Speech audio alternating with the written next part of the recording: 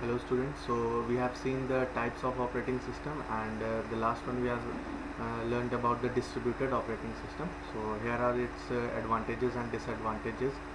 So let us see to the advantages of distributed operating system. So failure of one will not affect the other network communication as all the system are independent from each other. तो इसमें क्या था कि CPU अलग अलग provide किए थे. Let's see to the lecture.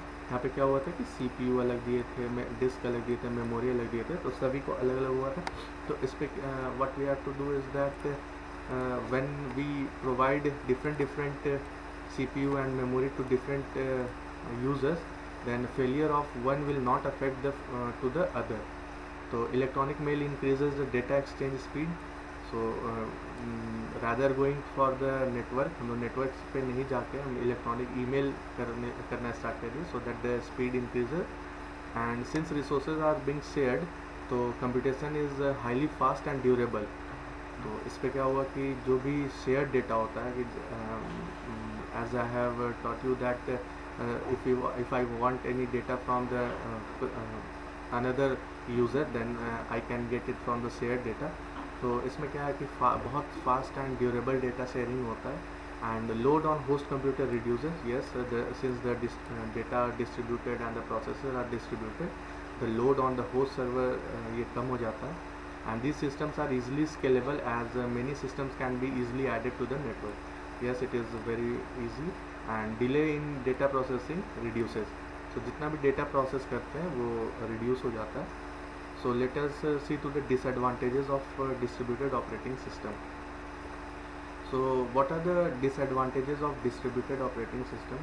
तो पहला क्या था कि failure of main network will stop the entire network communication.